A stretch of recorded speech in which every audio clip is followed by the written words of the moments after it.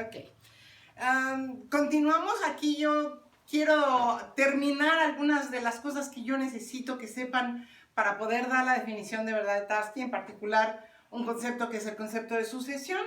Pero recordemos que si tengo dos conjuntos, hay otras cosas que son notacionales. Yo me he fijado que muchas veces estudiantes tienen problemas al leer ciertos artículos, no por los conceptos involucrados, sino por la notación, por las palabras, por la terminología.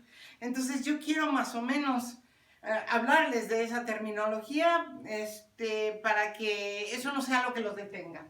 Entonces, fíjense, imagínense que tenemos los conjuntos A y B y que tenemos una función de A en B tal que f es biyectiva.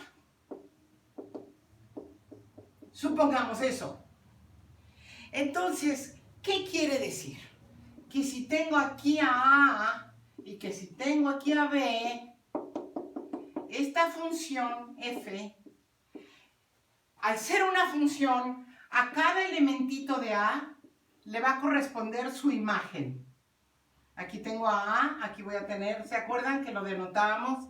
F de A. A cada uno de aquí le asocia. Pero lo que me están diciendo es que esta función es biyectiva. Entonces, no nada más a cada elemento de aquí le asocio uno de acá, sino que aparte no puede pasar que dos elementos distintos de aquí vayan a dar aquí. Imagínense que le llamo a' f de A'. Lo que me está diciendo al ser f biyectiva es que es inyectiva y que es suprayectiva. Si es inyectiva, ¿qué quiere decir? Que dos elementos distintos de A no pueden tener la misma imagen bajo F. No pueden ir al mismo, entonces van a distintos. Entonces todos estos tienen aquí su imagen y cada uno va a dar a uno. Pero aparte la función es suprayectiva. ¿Qué quiere decir? Que no me queda acá ningún elemento volando. Que esta correspondencia, esta F, me da una correspondencia biunívoca, que es lo que le llamamos, entre los elementos de A y los elementos de B. ¿Qué quiere decir? Que los elementos de A y los elementos de B están relacionados uno a uno. Este con este, todo ordenadito, no me sobran aquí, no me sobran acá, nadie se va con el mismo, etc. ¿No? Cuando eso pasa, entonces, fíjense, imagínense que yo tengo conjuntos finitos. Si yo tengo aquí tres elementos, si este es A, y me dicen, aquí tienes un conjunto B, y puedes definir una biyección de A en B, ¿qué puedo decir de B? Pues que tiene que tener tres elementos. No puede tener más, porque si tuviera más, entonces yo no podría definir esa biyección. Me sobrarían. Si yo tuviera más, esta ya no sería biyectiva. Pero tampoco puedo tener menos. Porque si tuviera menos, entonces no podría ir cada uno a uno distinto. La función no podría ser inyectiva. Entonces se dan cuenta que ser una función inyectiva o ser una función suprayectiva de alguna manera me determinan si en un conjunto hay más elementos que en el otro. Si yo tengo una función inyectiva de A en B, quiere decir que en B hay suficientes elementos, uno para cada uno de A y a lo mejor me sobran. Entonces, hay más elementos en B o igual que en A. Si yo tengo una función suprayectiva, lo que me está diciendo es que en A hay el mismo número o más de elementos porque esta función es suficiente para cubrir a todo B. Y cuando tengo una función biyectiva, quiere decir que hay el mismo número de elementos en A y en B. A esto se le llama cardinalidad. Ahora miren, nosotros tratamos de definir lo que es la cardinalidad o lo que es un número. Y para los que ya saben un poco más de conjuntos, lo que voy a decir no es exactamente como lo hacemos ahora, pero es como hizo Cantor. La teoría de conjuntos, la teoría de los números transfinitos, la creó Cantor precisamente para tratar de extrapolar la noción de número finito a número infinito. Y entonces él se dio cuenta que, bueno, esto pasa en los conjuntos finitos, que el número 3, digamos, o el número 4, es un número que se asocia a todos los conjuntos de 4 elementos. Y si yo tengo dos conjuntos de 4 elementos, los puedo emparejar a cada quien con cada quien. Lo mismo si tengo 3 elementos, si tengo 5 elementos. De hecho, la cardinalidad de un conjunto es el número de elementos de un conjunto, y todos los conjuntos que tengan ese número de elementos son biyectables entre sí. Entonces lo que nosotros podríamos hacer, y eso es lo que hizo Cantor, es decir, mira, me voy a agarrar a todos los conjuntos que son biyectables entre sí. Voy a definir en la familia de todos los conjuntos, y este es el problema porque es muy grande, el conjunto de todos los conjuntos, que ahora sabemos que no existe, pues me llevaría a paradojas, pero vamos a pensar de una manera naif que yo tuviera todos los conjuntos. Y yo digo, voy a definir una relación de equivalencia. Dos conjuntos están relacionados si solo si son biyectables.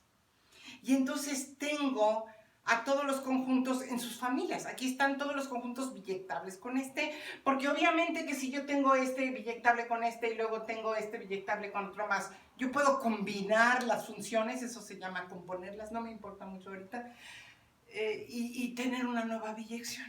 Y yo digo, los números es lo que tienen en común todos los conjuntos biyectables. En el caso de los conjuntos finitos es muy fácil. En el caso de los conjuntos finitos, yo digo, tengo un conjunto de 50 bancas, tengo 50 alumnos, cada quien tiene su banca, cada quien se puede sentar, no me sobran alumnos, no me sobran bancas, porque los puedo biyectar, porque tengo el mismo número de bancas que de alumnos. Lo mismo si tengo el mismo número de salones que de cursos. O sea, nosotros no necesito contar, yo sé que si cada maestro está en su salón, pues entonces hay el mismo número de salones que de maestros dando cursos. La noción de ser biyectable a mí me ayuda a medir si me sobran o me faltan cosas.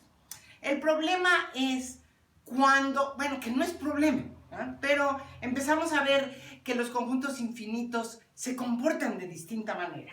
Piensen, por ejemplo, en el conjunto, les voy a dar el conjunto de los números naturales, ya saben que es el que me encanta. 0, 1, 2, 3. ¿No? Y luego voy a agarrarme un subconjunto de él, que se llama el conjunto de los números pares, ¿no? Estos son los números naturales. Y ahora, pares, números pares no negativos. Porque también hay números negativos, y ahorita no los quiero hacer. Los números pares le voy a llamar P, así.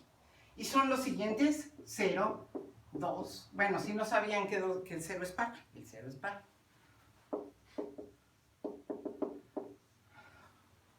Aquí tengo a los pares y aquí tengo a los naturales.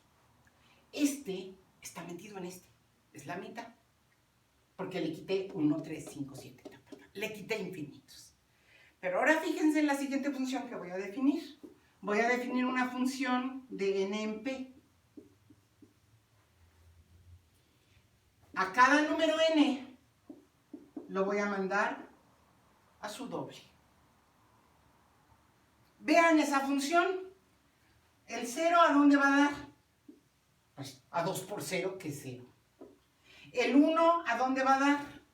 A 2 por 1, que es 2. ¿El 2 a dónde va a dar? A 2 por 2, que es 4. ¿El 3 a dónde va a dar? A 2 por 3, que es 6. ¿Se dan cuenta? Esta función, etcétera. Esta función es inyectiva, porque si tengo dos números distintos, al multiplicarlos por 2 son distintos. Y además, si yo tengo un número par, le saco mitad y anda por aquí esa imagen de alguno. F es biyectiva. ¿Qué quiere decir entonces? Que estos dos conjuntos tienen el mismo número de elementos. Se dan cuenta que no pasa eso en conjuntos finitos. Si yo tengo un conjunto finito y le quito la mitad de los elementos, me queda más chiquito. Aquí no. Son biyectables. Aquí es en donde nosotros nos podemos dar cuenta que el infinito se comporta un poco distinto que los conjuntos finitos. Pero no me importa. Yo a lo mejor el próximo año voy a dar un curso optativo de puro teoría de conjuntos, porque me gusta mucho esto y hay alumnos a los que les interesa, si les interesa les digo. Pero yo lo único que quiero que se den cuenta es que estos dos conjuntos son biyectables. Cuando yo tengo un conjunto que es biyectable con los números naturales, a ese conjunto se le llama numerable. Me han oído hablar de conjunto numerable, conjunto numerable. Bueno, vamos a dar la definición. Definición. Un conjunto infinito es numerable, infinito A, es numerable, y esta es la definición, porque lo van a encontrar mucho en lógica y ahorita les voy a decir por qué. Un conjunto infinito A es numerable si es biyectable con el conjunto de los naturales, con N. Ahí está la definición, ¿no? Existe una biyección entre A y el conjunto de los números naturales, entonces ese conjunto se llama un conjunto numerable. El conjunto de los pares es numerable, obviamente el conjunto de los naturales es numerable porque yo tengo la función que a cada elemento le asocia a sí mismo. Esa es una función de un conjunto en sí mismo. Fíjense que yo puedo tener funciones de un conjunto en sí mismo. Esta función incluso yo les di como contradominio a los pares, pero podría ser como contradominio a los números naturales.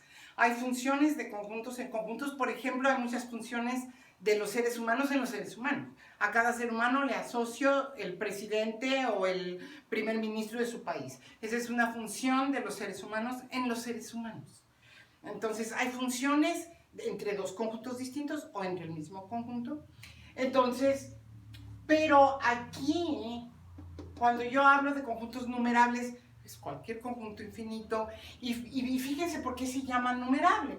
Porque si yo puedo establecer una función del conjunto A o del conjunto N, o sea, ser biyectables, dos conjuntos son biyectables, si yo tengo una función de N en A, pues quiere decir que f de N es un elemento de A, ¿no? Esta función a cada N, para cada N, f de N es un elementito de A. Y de alguna manera, ese elementito de A está siendo numerado por N. Quiere decir que a A yo lo puedo expresar de alguna manera como A0, A1, A2, AN, etc. Por eso se llama numerable. Aquí tengo como etiquetitas a los números naturales.